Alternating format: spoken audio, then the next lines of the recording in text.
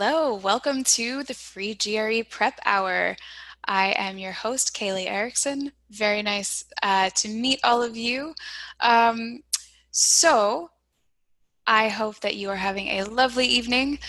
Tell me, where is everyone dialing in from this evening? You can use that chat window to just type in, tell us where you're coming from.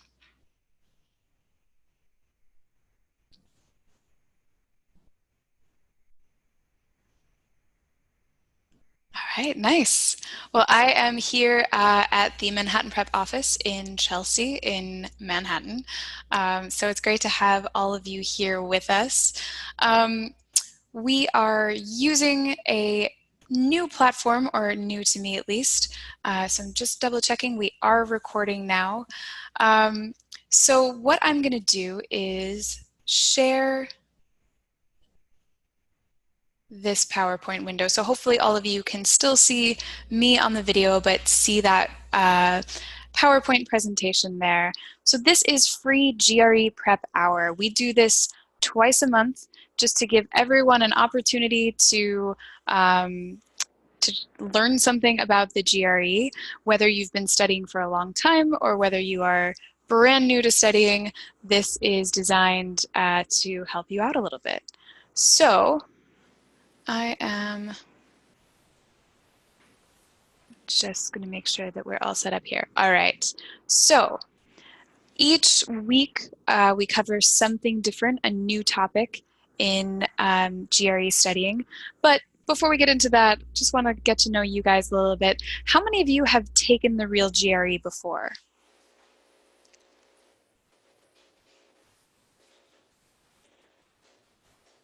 All right, a few of you have.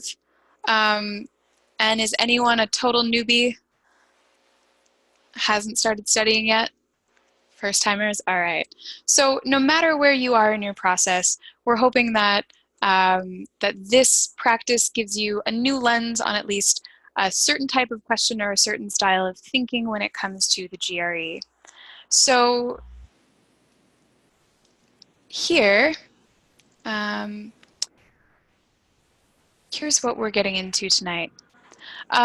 Before we dive in, just want to say that when you're studying, you want to make sure that you are practicing um, that you know each question type and that you're used to how the GRE likes to set up problems. Um, you should be automatically on mute. Um, so yeah, that that should be the default. Um, so when you're practicing for the GRE, I highly recommend using the resources available out there. You certainly don't have to purchase a course or tutoring or anything like that, but it is definitely strongly recommended to practice with some real practice tests, fully timed, and to do practice problems by topic. So just a short little plug before we get in. The 5-pound practice book, this is the giant book we've put together of more questions than you could ever want or need to do in a lifetime, designed to help you um, get comfortable with all of the different question types. So one of the most common things that I hear from my students who are studying, whether they've been studying for a long time or whether they're brand new to it, is, what do I do with word problems? Word problems are so tricky. How do I translate things that are complicated from paragraphs into equations? So that is what we're going to be covering tonight. I think it's the sort of thing that everyone, no matter where you are in your process, might have a little bit of trouble with sometimes. Any of you guys feel like word translations are difficult?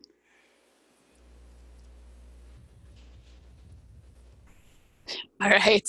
I figured this is probably the number one thing I hear is, what do I do when I hit a wall of text? I get that deer in the headlights feeling, don't even know where to start. So we're going to talk about some really concrete techniques for breaking that down. So I find that one of the most brutal question types is these ones, age problems. So I'm going to let you guys try this out. Please don't type your answer into the chat window because we want everyone to have a chance to give that a try.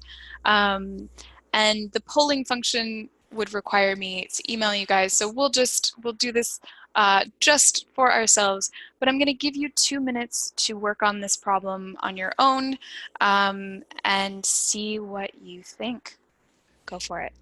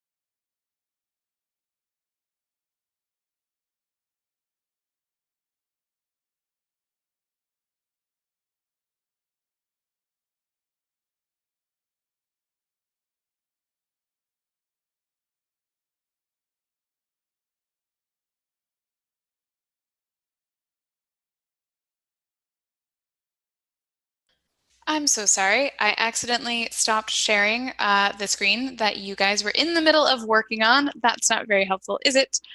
So let me pull that back up again. I told you I was new to the platform. So sorry, let us come back to the problem that you were working on. Give me just one moment here. Technical difficulties. All right, there we are. That is better. Hopefully you guys can all see that. I'll give you, let's say, 40 more seconds because of that interruption to keep trying out that problem.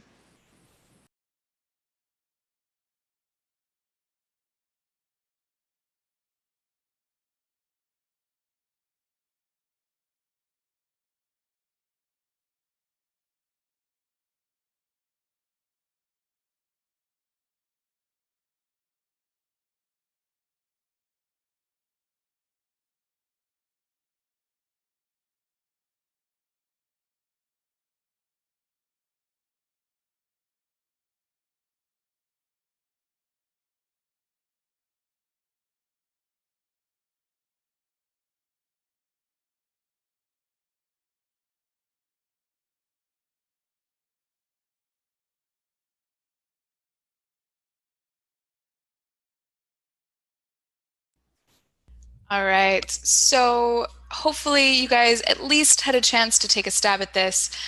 Some of you are telling me, oh my God, I'm totally confused. What is going on?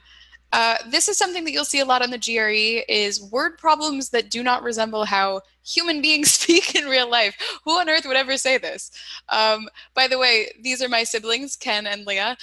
These are their real ages reflected here, but absolutely, if I was talking about my siblings, I might say that one of them is half as old as the other, but I wouldn't say that 10 years ago, Leah was 4 times older than 3 times Ken's age at the time. Nobody says that. That's not how human beings speak, but that's how the GRE likes to speak. So that's what we want to learn how to translate. But let's take it one piece at a time. This is a lot to deal with at first. So I'm gonna just I'm going to play around with some things here. First, I want us to just ignore some parts of this problem.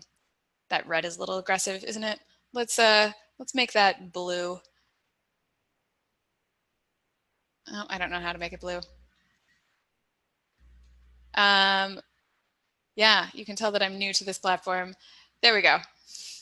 I just want to deal with this part first.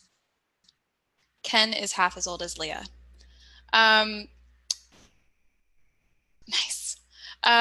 So here, Ken is half as old as Leah.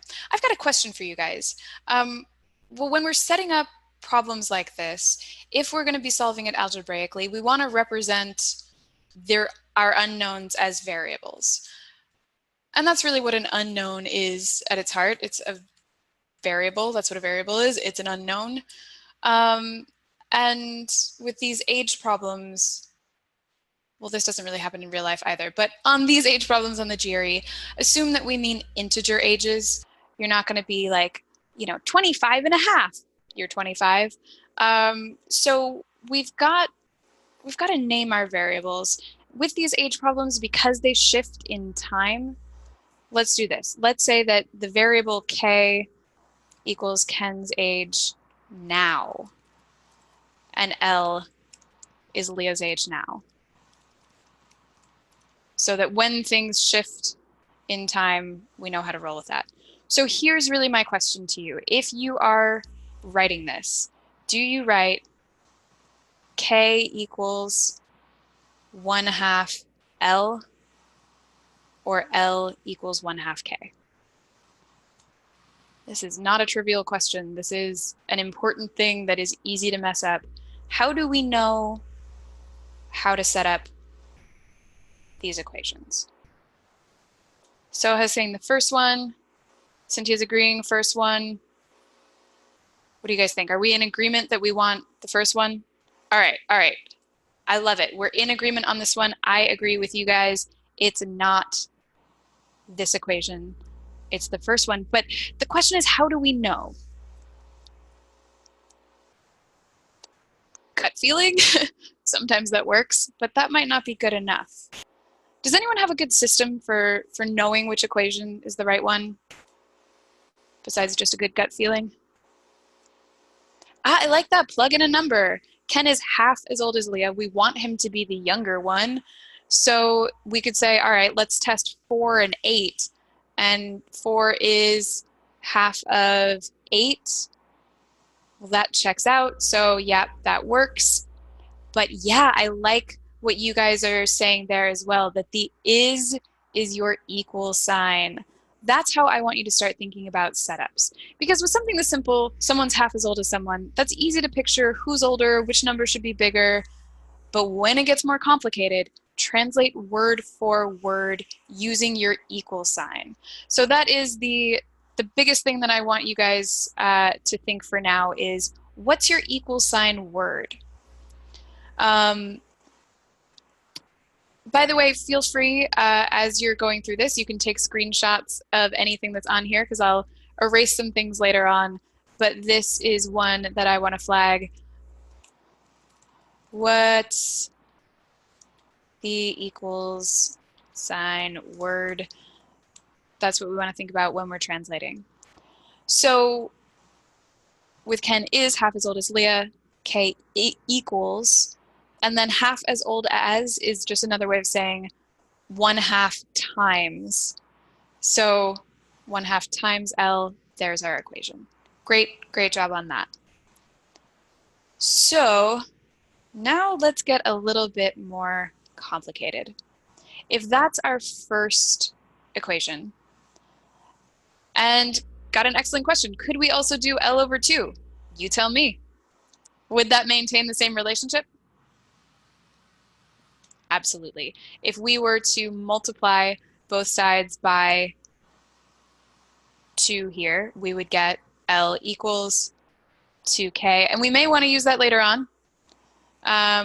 But we could also represent this as K equals L over 2 because 1/2 times.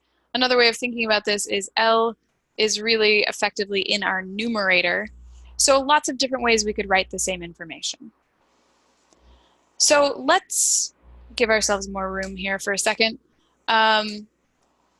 And let's come back to this first equation that we wrote, which is k equals 1/2 L, 1/2 times L, or L over 2. And then let's just put that under wraps for a second. I'm going to cover that up with this blue bar. We will come back to it. I want us to then deal with this question here. How old will 10 years ago, Leah was 4 years older than 3 times Ken's age at the time. Oh God, that is so much to deal with all at once.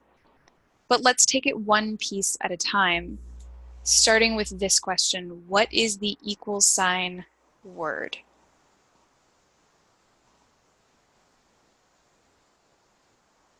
Was. So when possible, I want you to translate left to right in exactly the same order that you read the sentence in. 10 years ago, Leah was. So here's my equal sign. How do we represent Leah 10 years ago? 10 years ago, Leah is what's on the left of that. L minus 10. Exactly.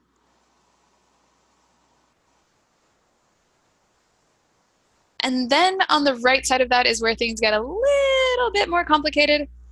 Here's my recommendation. If you feel comfortable smushing both equations together all at once, you can do that.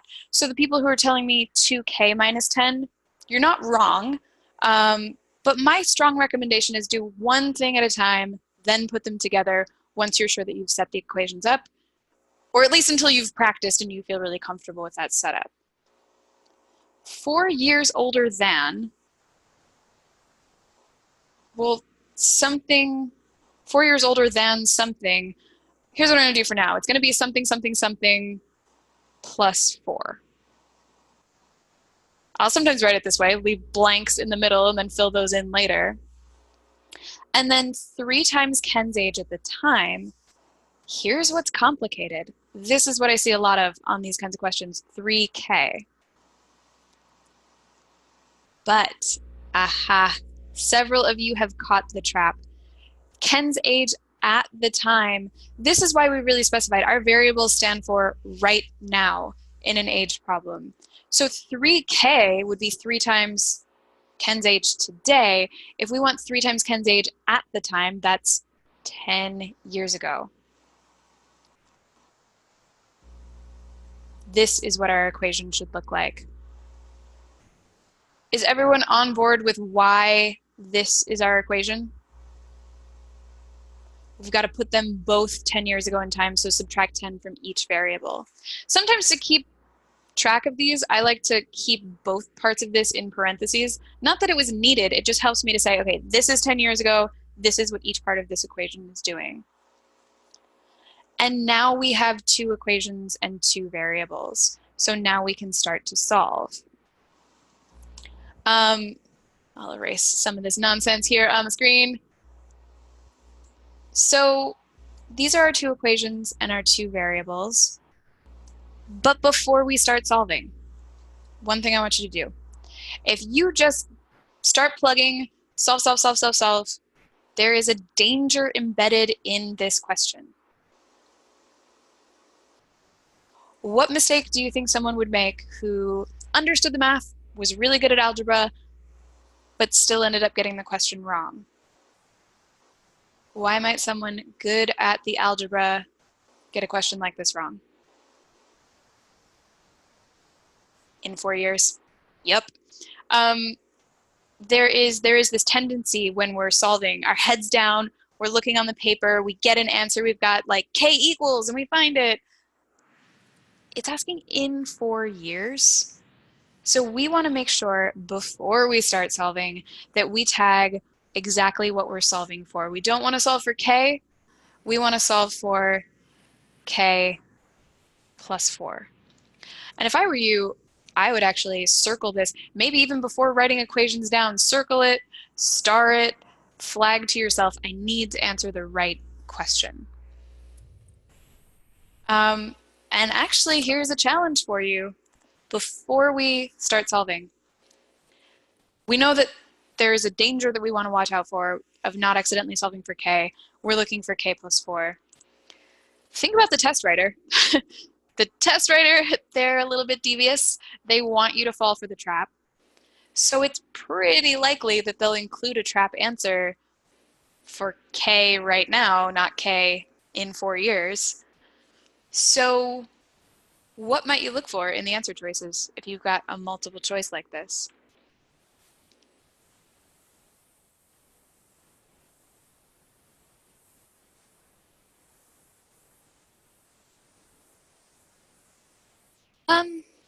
An even number, if it was even to begin with, an even plus 4 would be even. But if we started with an odd, that wouldn't be the case. Answers that are 4 apart, precisely. And in this case, we've only got one pair of answers that are 4 apart.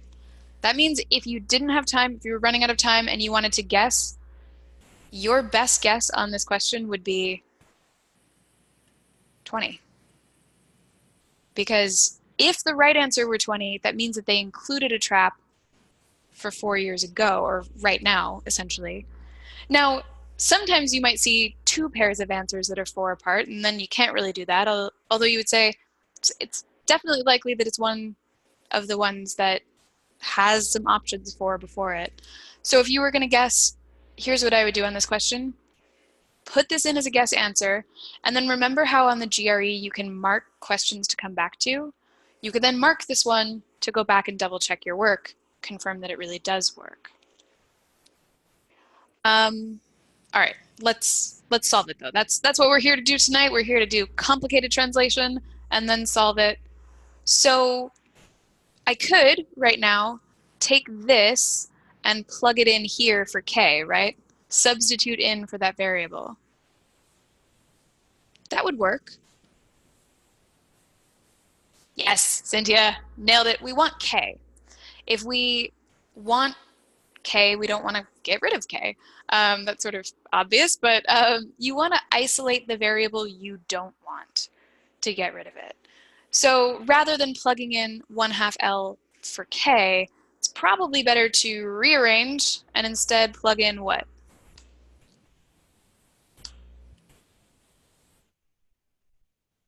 Yep, plug in, if we rearrange this to say L equals 2k, plug that in for k here. And some of you had jumped to that from the get-go, which is great. So we've got 2k minus 10 equals 3k. Make sure to distribute. Minus 30 plus 4. And from here, we just want to solve carefully. We can turn this into a minus 34. Have any of you guys caught yourself making a mistake like that? Exactly, minus 26. I like to just make mistakes on purpose to see if people are paying attention. It isn't to say that I don't make mistakes in real life. I certainly do. But here we'd have a minus 26. So let's add that 26 to both sides. And then over here we'd get 16. Subtract that 2k from both sides. And we get k equals 16. Notice how tempting it is when you arrive at an answer to be like, 16, I found it. We want to come back to here, answer the right question, and that's 20. So the biggest thing here to do is think, what's the equal sign word? What's to the left of it? What's to the right of it? As much as possible, translate piece by piece.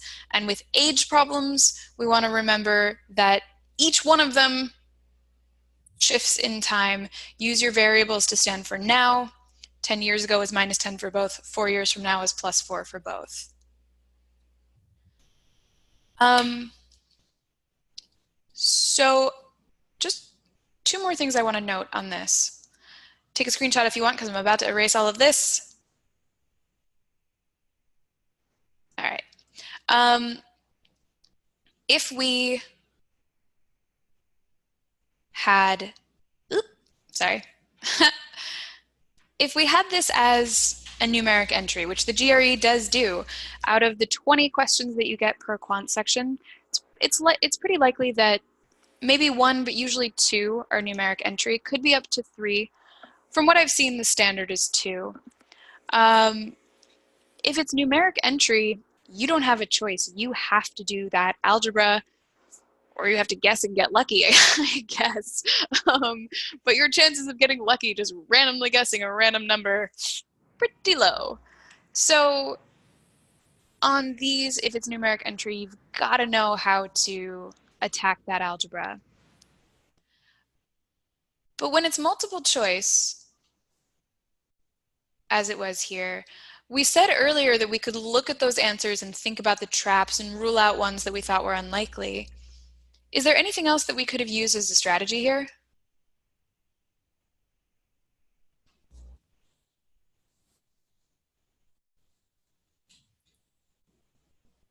Plug a number in.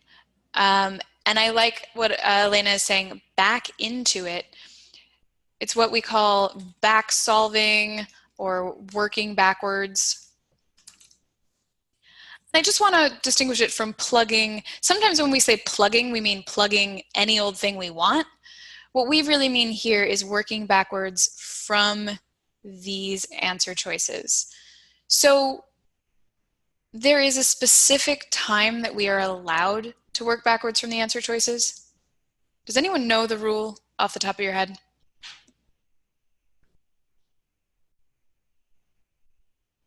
When they're all variables, but how about this? What if instead of saying this, it said, what if the question we're asking, what is the sum of their ages now?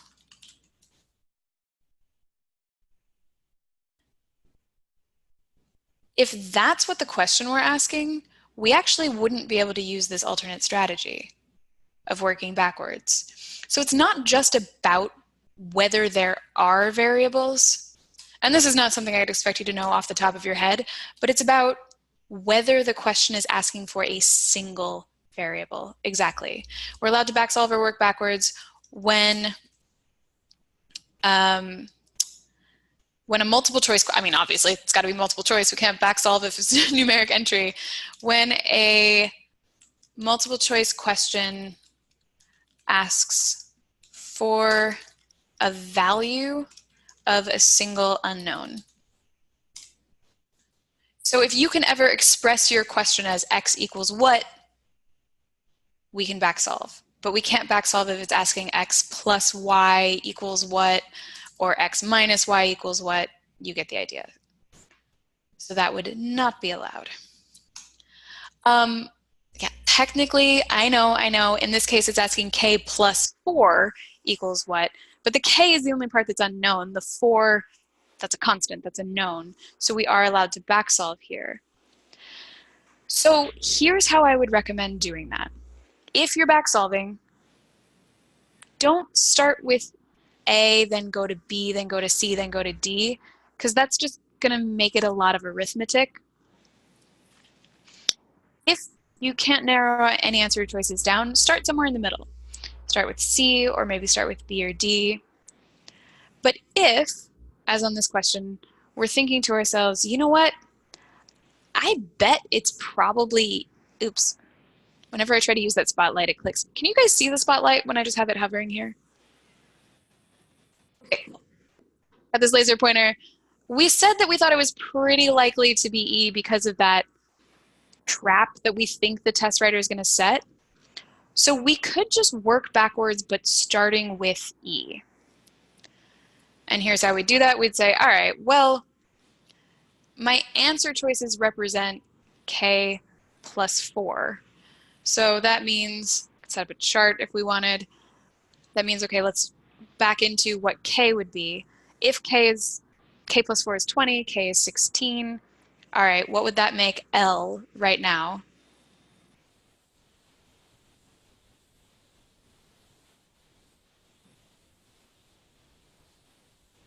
And 16 right now, Leah would be 32. And then we need to go 10 years ago. So you could do separate columns here, or you could just write it all in one column. I'm going to try to be organized. To be perfectly honest, I'm not always this organized on my own paper, but for your sakes, I will try to be organized. So 10 years ago, Ken was 6, Leo was 22, if that's the case. Now we just want to check, is that 4 years older than 3 times Ken's age at the time? All right, Ken's age at the time was 6. 3 times that was what? 18. Nice, nice. And so then if she was 4 years older than that, is 22 4 older than 18? Yeah, that works. So there's our answer. So back solving, working backwards from the answers, well, instead of doing algebra, we do a lot of arithmetic. Some of you might say, that's actually more work, in which case, cool, do the algebra. I want you to get good at the algebra. But for some of us, uh, algebra is abstract, arithmetic is concrete. Sometimes it's really nice to work with the concrete stuff, even if it might take us a little bit longer. The GRE gives you that on-screen calculator, which is nice. Always nice to have that safety net there a little bit. But this is a strategy that I want you to practice. You are not going to get good at back solving if you don't practice it. So when you're doing practice problems, you are not done with the problem just because you got it right. You're done with the problem when you've tried it every different possible way and you've built every muscle you can possibly build. So problems like this should be done 2 or 3 different times, even if you got them right the first time, so that you're building all of those muscles. Cool. Let's move on to something like this. So no possibility for back solving here because this is numeric entry. I'm going to be as mean as possible. Give this one a try.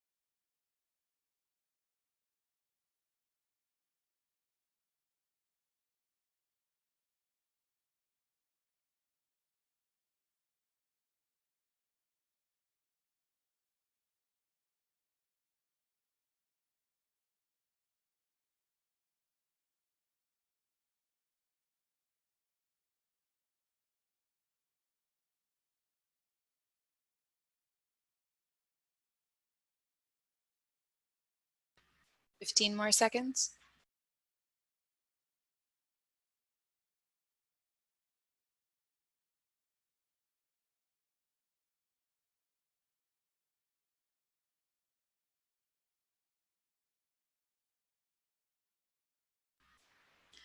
All right, let's take a look. Oof, a lot going on in here. Kind of similar similar in the fact that nobody in real life talks like this. That would be an insane way to talk about people and their number of tickets, right? No human beings speak this way, except on the GRE. So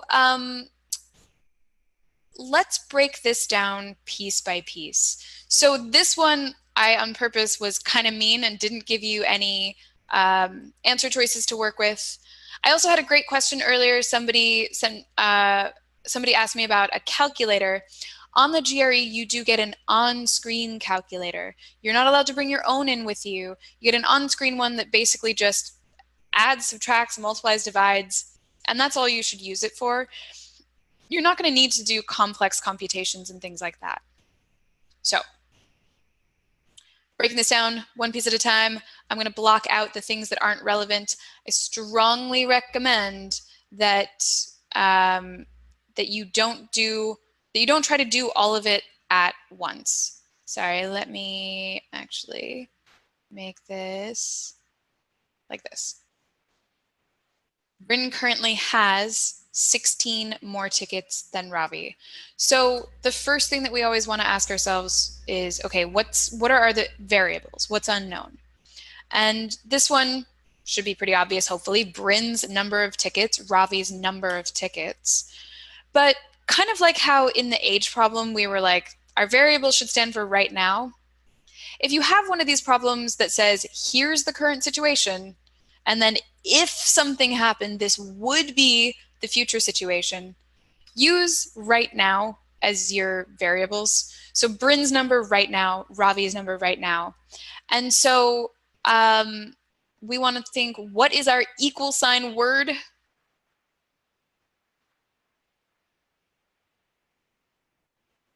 Has. Bryn currently has. Or you could think of it as the number of tickets that Bryn has is. So there's our equal sign word. And then to the left of that, Bryn has. So then B equals 16 more than Ravi. So you guys nailed it. It's Ravi's amount plus 16. If you want, take a moment to do a gut check. We want Bryn to have more. Does that work out? Well, yeah, Ravi needs that extra 16 to match. That was hopefully the easier equation. Easier doesn't mean easy. Definitely, we can make mistakes even on what should be the easy stuff, so take your time with that. But this next one was a doozy. The next one was, if she gives Ravi 6 of her tickets, she will then have 22 less than twice the number of tickets that Ravi will have. That is a lot. Let us break this down one piece at a time. What is our equal sign word? Or words, I guess you could say. Yeah, will then have. It's always like your verb to be or your verb to have is your equal sign word. She will then have. So I'm going to write this over here. Her amount then in the future will equal something something with his amount in the future. So what we have to keep in, if the tricky thing on age problems was they're both 10 years ago, this is an exchange problem.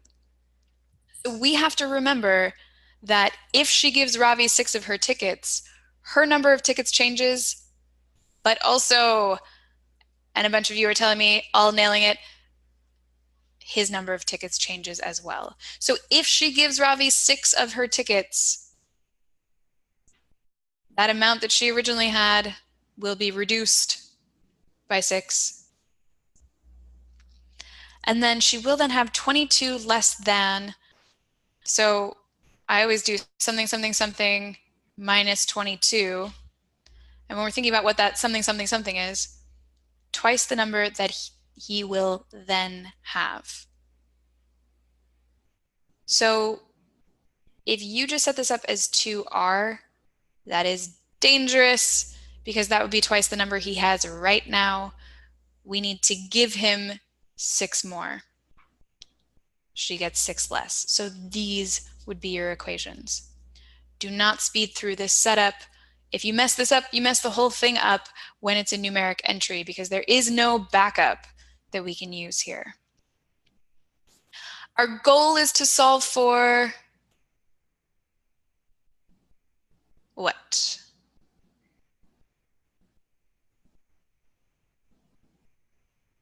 Goal is to solve for Bryn right now or after she gives him the tickets?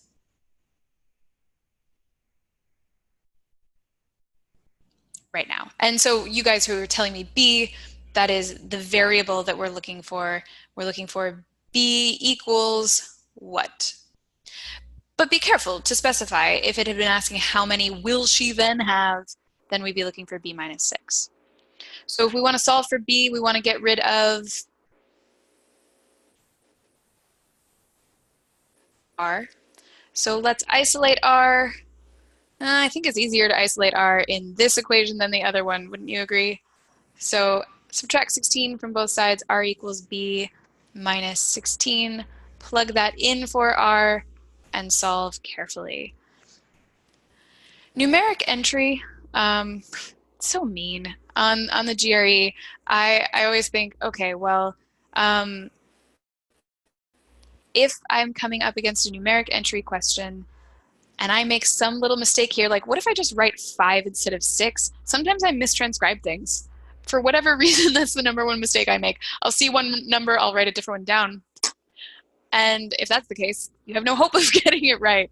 So be really careful with your notation. Oops, let me just erase all of that. So back to here, be careful with your notation. Numeric entry for that reason, just have a lower return on investment of your time. For those of you applying to MBA programs, return on investment, super important to think about. So they can be good ones to skip. And we'll come back to this later, I'll give you a series of recommendations, generally speaking. So minus 16 plus 6, here we end up with a minus 10 overall. So we've got B minus 6 equal to, I'm going to fly through this. You guys can double check, make sure that I'm getting all of these right. Maybe I'll make mistakes on purpose just to see if I can mess with you, see if you can catch me on it. This would turn into minus 42. Let's subtract a B from both sides. Let's add a 42 to both sides, and we end up with B equals 36. Oof. That was a lot. Even if you set it up perfectly from the get-go, even if you didn't make any mistakes in the solving, how long did that take us? Like 2.5, 3 minutes at the very fastest we could have done it? That's really hard. That's a lot. Take a screenshot of this if you want to reference the algebra later, but I'm going to clear this for a second. Getting a couple great questions in there. Yes, we do get physical paper on the exam. You get scrap paper and 2 pencils to write with. So you definitely don't have to do that all in your head or all in the calculator. But here's what I would say for numeric entry. If it looks tough or time consuming, skip. If it looks doable, try it for, let's say, 1 minute and 30 seconds at most, then mark to come back to. Your time, when you're thinking about what to mark and what to go back to, your time is better invested on the things that you're pretty sure that you got right, double checking your work to make sure you got it right, rather than going back to ones that you're like, maybe kind of, sort of, more time might help. That's not a great investment of your time. It's much better to invest your time in the ones that you had an 80% chance of getting it right, double check your math, turn that into a 100% chance of getting it right. And yeah, this will all be on YouTube. So all of these free GRE prep hours are on YouTube.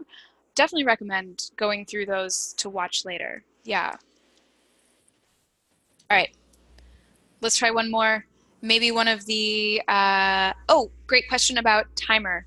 Do we get a timer on the test? Yes, you do. There will be a countdown clock in the top corner of your exam. It'll tell you how much time you have remaining.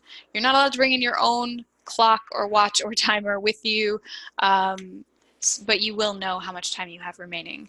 And you want to aim on average to do these questions in under 2 minutes. Questions like this just aren't doable in 2 minutes. This is only worth your time if you've moved through the other things more quickly, which hopefully with practice you can. You might be able to move through some of the more basic arithmetic or geometry stuff in a minute, minute and a half, and then you can afford to spend 2.5 minutes on this. But just be careful about where you invest your time. And then, yeah, I'll tell you guys where to find the YouTube links. I'll put that all up all at the end. So let's try one more, perhaps the trickiest type to translate. Try this one.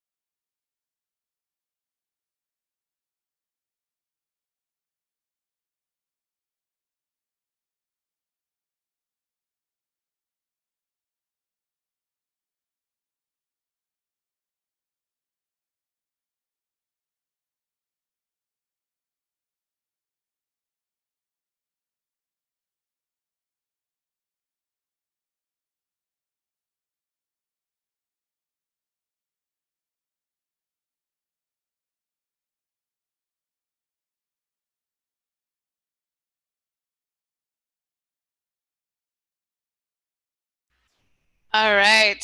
So some of you might have found this difficult, some of you might not have, but in my experience, working with many, many students over many, many years, there are statements are harder to translate than others. So I actually want us to just step back from this one for a second and think about the format of there are statements. So if I say there are 3 times as many wombats, it was wombats as koalas, right? I remember that correctly. Um, if I say on this one, where's the equal sign word?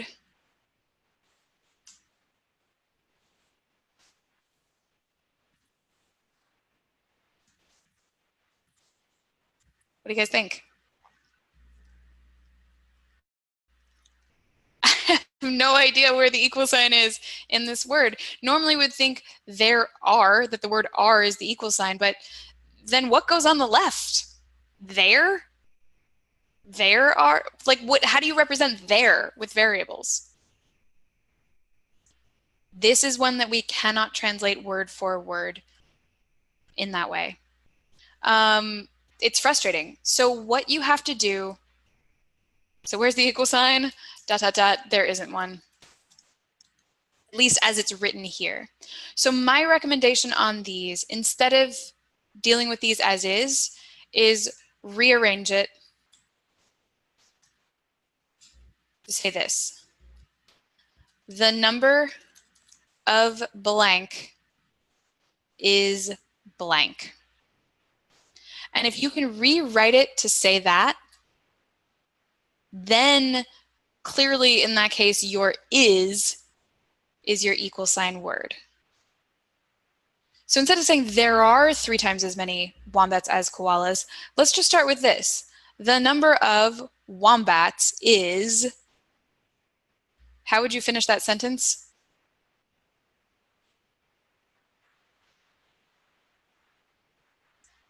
If there are 3 times as many wombats, then the number of wombats that we have is 3 times the number of koalas. And that is a much easier one to translate. So in general, the way to make algebraic translation easier is to find your equal sign, what's on the left, what's on the right. For the kinds of sentences that you can't do that easily, reword it in English first, then translate. The number of wombats is 3 times the number of koalas. This was the correct way to write this equation, not k equals 3w. So just be careful with that. These are easy to mix up. So using that, take a screenshot of this if you'd like.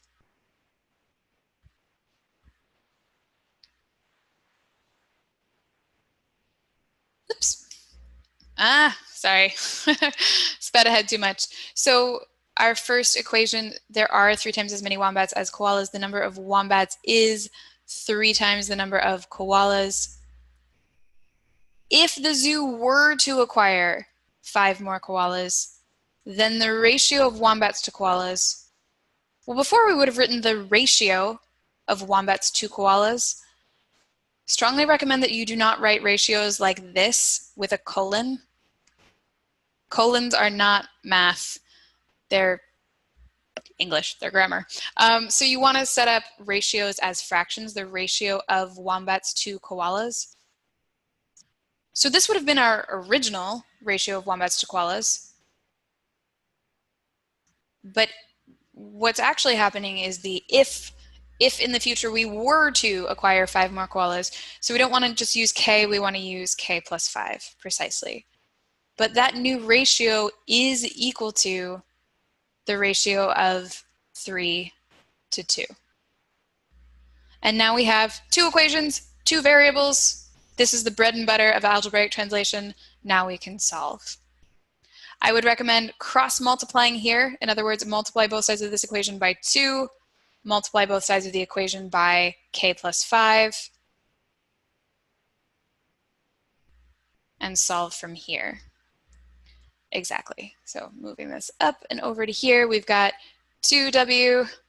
It's really hard to write with a mouse like this. 2w, it's about to write a plus, needs to be equals. And continue simplifying from there. Equals 3w, or 3k rather, plus 15. Here's one of those times, normally I would say isolate what you don't want and plug it in. So like isolate k and plug it in, but actually I recognize we've got a 3k here and a 3k here. So we could actually plug this in for 3k, little shortcut there.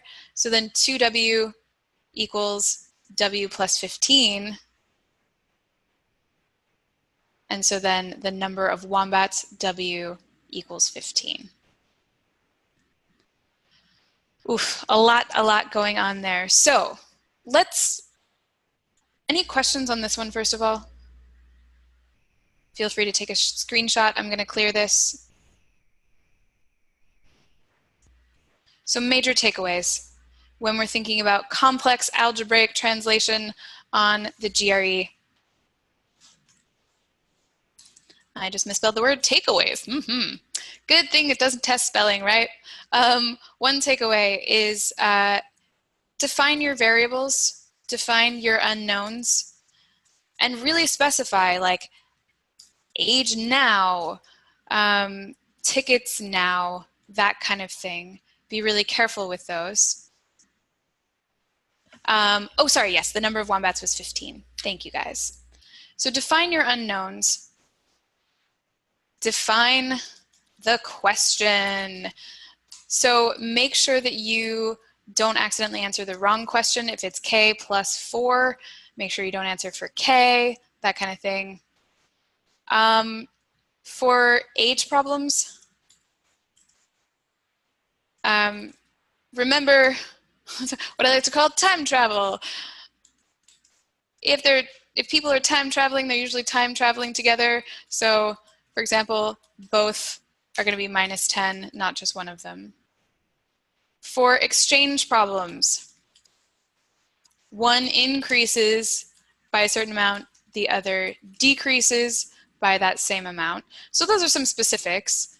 For there are problems,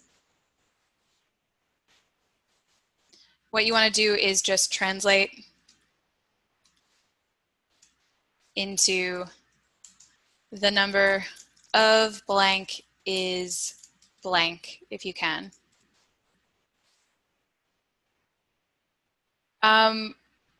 Take a screenshot there if you'd like. Gonna move to another page. The other thing, other big takeaways, numeric entry, maybe not worth your time. But if you do feel pretty confident about it,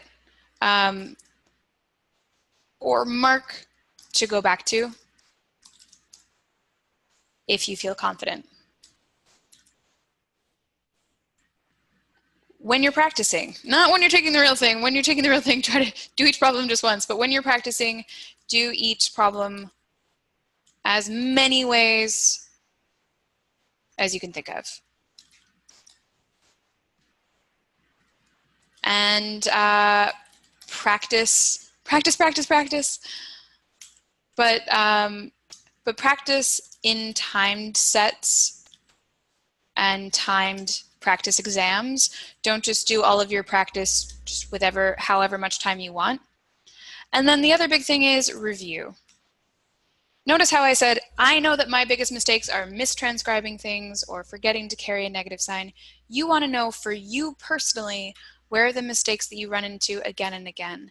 That doesn't come from just doing a bunch of new problems. It comes from deep review and keeping track of those problems. Keep a review log. Keep a list of all your errors. All right, final words. You are welcome to try any Manhattan Prep class for free. You get to come, for those of you who live in New York, come take a class. We'd love to have you try out session 1 for free. No obligation to sign up. Just check it out, see what it's about, get some pointers there. And for online courses, same thing. Someone asked about within a section. Within a section, you can move forward, mark things to go back to. Once that section of 20 is done, you then have to move on and you can't go back. So actually, if you come to one of our in-person or online courses, we talk all about the structure of the test and how to manage your timing and all of that.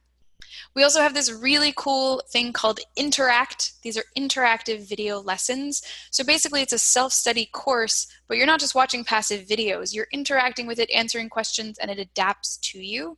So totally recommend that you try that out. And you get 7 days for free. That's amazing. Some of you were asking about the YouTube. So 2 resources I'm going to put in the chat. This one is just a list of all of our free resources. Definitely recommend you check that out. And then this link is specifically for the free GRE prep hours. Usually a couple days, maybe a week after we do these, we then put it up on YouTube so you can watch all of the previous ones. There'll be some on verbal, some on quant, some broad, some specific, but lots of great free advice in there. So I was so happy to have all of you with me here tonight. I hope that you got some good things out of it. Biggest thing I want you to get out of it is this is all doable. None of it is rocket science, but you just have to practice and you have to be careful. So thanks for joining me. Have a fabulous night, and we'll see you next time.